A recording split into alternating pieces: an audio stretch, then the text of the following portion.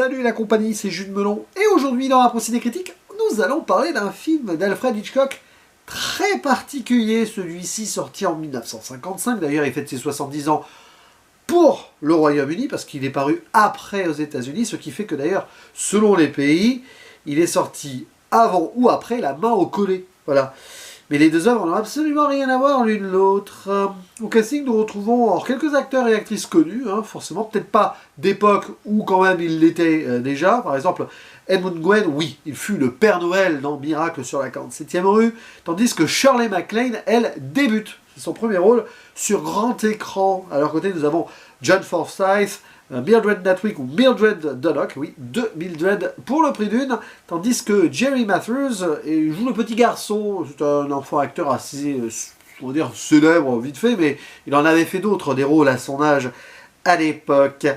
Et le maître du suspense ici délaisse un petit peu cela pour l'humour. Oui, c'est une comédie noire quand même, parce qu'il y a un mort au début. Le Harry en question, c'est un cadavre de A à Z. On le découvre comme ça, pouf, allongé dans la forêt, et on se rend compte que donc un ancien capitaine, marin à la retraite, chasseur, l'aurait tué. Enfin, du moins, lui, il le croit. Il a raté le lapin, mais pas le monsieur. Donc, il se sent coupable. Vite fait, quand même. Très vite fait. Et beaucoup de gens vont découvrir le corps ou passer à côté. Et aussi voir le capitaine face à potentiellement son crime involontaire. Mais tout le monde s'en fiche de ce mort. J'exagère à peine, c'est un petit peu le pitch global. Un petit garçon qui passe à côté avec son arme à feu à lui, qui est un fusil de science-fiction. En 1955, ça passe bien. Il va prévenir la mère, mais après, personne n'est choqué que ce monsieur soit décédé. Ce monsieur, il est connu quand même dans le coin, pour diverses raisons. Quand on est dans une sorte de hameau très forestier et bucolique, endroit paradisiaque absolu, où les gens se connaissent bien, et visiblement ont une opinion très personnelle de la justice. Sauf un shérif adjoint, qui serait là éventuellement, lui, pour faire régner l'ordre, mais on l'aime pas trop dans le coin, parce que bon, en gros il est payé à dresser des contraventions, etc. Là, bon. Mais bon, dans le lot, il y en a quand même un qui est très bon, un monsieur qui est très gentil, enfin sur le papier, un artiste peintre un peu moderne et farfelu sur le papier, toujours sur le papier, beaucoup de papier. Lui, il peint pas sur du papier, mais sur des toiles, et il a envie de faire le bien autour de lui, ça se sent. Il est très gentil, affable, il va parler à tout le monde. Et on a donc un petit groupuscule, comme ça, là, qu'on nous présente petit à petit. Donc le capitaine marin à la retraite, oui. L'artiste peintre, donc. Mais aussi une jeune mère de famille avec ce petit enfant, qui a eu d'ailleurs ce fils d'un autre mariage. Je vais dire ça, oui, parce que, bon, enfin, histoire de double mariage, là. J'en dis pas plus, je vous laisse découvrir des choses. Il y a aussi une quadragénaire qui fait plus que son âge et qui est un peu vieille fille, célibataire, et l'épicière locale, voilà, bon. Il y a un millionnaire aussi qui débarque, un vagabond aussi qui ne fait que passer, un médecin qui a l'air complètement inattentif de tout, il lit son bouquin. Alors c'est censé être super drôle, et ça l'est sur la première partie. Mais alors ensuite, les 2 tiers du temps, qu'est-ce que j'ai trouvé ça pénible. J'ai pas accroché sur la longueur en fait. J'étais là en mode, ah c'est intéressant, tiens, voir la réaction de ces gens, la non-réaction de ces gens, c'est presque bizarre, flippant. T'as l'impression que cet endroit n'existe pas dans la réalité, ou que Hitchcock avait un point de vue sur le réel très bizarre. Il déroule ceci dans une sorte d'ennui, d'enchaînement de situations, où on va s'intéresser à certaines love stories, à certaines relations qui ne sont pas passionnantes à mes yeux, et cet humour un peu nonchalant s'écroule sur lui-même plus en avance en fait.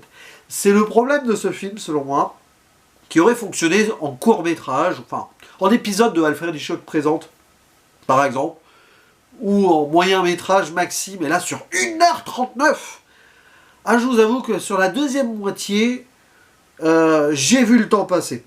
Et c'est probablement la première fois que ça me fait ça avec Alfred Hitchcock. Alors, C'est un film un peu différent de sa filmographie, certes, hein, c'est clairement assumé en tant que tel, mais là, sur l'aspect long métrage, non, ça ne fonctionne pas. Enfin, de mon point de vue, il y a le rythme comique un petit peu décalé qui, sur l'exposition, est fascinante. Parce que je te dis, mais qu'est-ce qu'ils sont ces gens?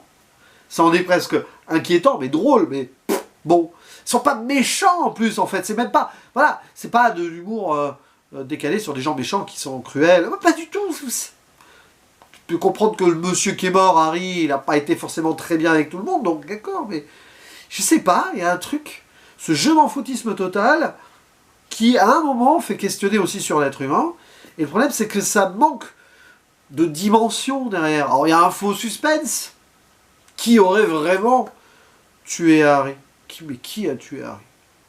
Mais très vite, l'histoire fait que tu t'en fiches, c'est pas bien grave, mais il n'y a même plus vraiment de cinéma à mes yeux, hein, à un certain point du film. Pourtant, sur le plan de la mise en scène, il y a des idées, hein, mais elles sont cristallisées pratiquement que au début, sur la découverte du corps, la façon dont il est placé, la caméra le filme par les pieds, avec ou sans chaussures, ce qui est assez amusant sur certains trucs. À un moment, on a un plan avec le gamin derrière, enfin...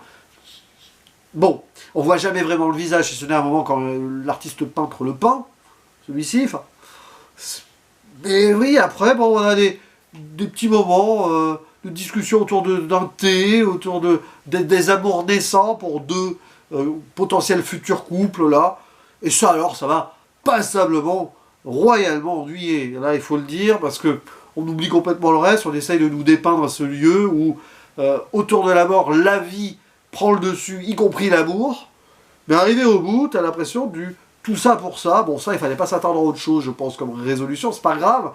Mais le film est tellement foireux sur certains points, désolé, hein, je suis très sévère, à part la première partie que j'ai vraiment aimé, mais arrivé au bout quand même, c'est que c'est tellement mal fichu finalement, c'est que à l'arrivée, t'as vraiment l'impression d'avoir fait 24 heures pour rien, quoi. Une journée pour rien, on retourne un peu à la case départ.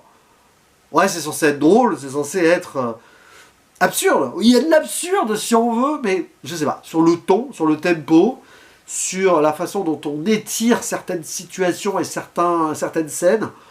Non, non, à partir de la moitié, j'ai plus trouvé ça drôle, j'ai pas trouvé ça passionnant. Le suspense étant évaporé, c'est même plus vraiment la patte Hitchcockienne. C'est dommage. Je ne pense pas que ce soit lui au scénario, parce que de toute façon, il réalisait toujours des histoires d'autres. Alors c'est adapté d'un bouquin, de Trouble with Harry aussi, de Jack Trevor Story. C'est amusant, le monsieur s'appelle Story, il écrivait des livres. Et c'est sur un scénario de John Michael Hayes. Je clique là, en direct, en réponse des critiques. Est-ce qu'il a fait d'autres trucs? Oui, là-bas, ah, bah, c'est lui qui a fait la main collée. Fenêtre sur cour. Ah, bah dis donc. Voilà, bon, bah comme quoi, hein, en fait, quand on change un peu de style, ça passe ou ça casse. Pourtant, l'humour de Hitchcock, il est souvent là, hein, dans ses films, bien sûr. Mais là, ancré uniquement là-dessus, bah, c'est comme un bon soufflet, quoi. Tu sens que ça monte sur la première demi-heure, t'es là, puis après, c'est compliqué. Voilà. Quand bien même les actrices et acteurs ne déméritent pas, j'ai pas aimé. Voilà, j'ai pas aimé... mais qui a tué Harry, mais je fais quand même une vidéo dessus, parce que tout Hitchcock que je vois, hors quand j'en découvre en vacances, et là certains que j'ai vus, et j'ai pas fait de vidéo dessus, mais, ou même avant que je fasse mes impros ciné critiques, mais voilà, là je joue le jeu, je ne triche pas, je ne triche jamais sur la chaîne, c'est que je suis souvent plusieurs fois et très régulièrement positif sur les films dont je parle, parce que je les présélectionne en sachant un peu, bon, à part quelques petites catastrophes ou quelques bousins récemment, là, comme là, sur la saga Superman, je commence à rentrer dans le dur, vous voyez ce que je veux dire. Allez voir ma vidéo sur Superman 3, là, qui est très très récente. Mais là, bon, sur un Hitchcock, d'habitude, je pars pas perdant, et en plus, je connais des gens qui apprécient ce film, mais là, je suis pas rentré dedans, en fait. C'est juste que je suis sorti. Je rentre dedans, mais je sors. Et quand je sors du film, il reste presque 1 heure encore, donc... Non. Enfin, je vais quand même lui mettre la moyenne, hein, si je devais donner une note, parce que c'est loin d'être ridicule. Il y a quand même de l'idée, il y a des plans qui racontent des choses, mais après, comme on est dans une sorte de redite ou de ventre mou perpétuel, bah voilà quoi, c'est comme ça. Puis la musique, elle est un peu pénible aussi à revenir tout le temps. Bon, c'est le thème du petit qui découvre et c'est le thème de l'endroit, quoi. C'est un monde qui est complètement à part, en fait. Et le film l'est tout autant, mais bon, bah voilà, je suis un peu resté à quai. N'hésitez pas à dire en commentaire ce que vous pensez de ce film particulier. Vous avez le droit, bien sûr, de ne pas être d'accord avec moi. J'ouvre le débat, hein, c'est intéressant, ça, justement, de voir comment vous avez accroché. Ça se joue à pas grand-chose hein, sur ce genre de film. Il faut être dans le mood aussi. Peut-être que je n'étais pas dans le mood, mais bon, je n'étais pas fatigué, ni rien de tout de spécial. Mais je ne m'attendais pas non plus à autre chose, vraiment. Mais voilà, c'est comme ça. Allez, à vous la parole dans les commentaires et je vous dis à la prochaine. Ciao!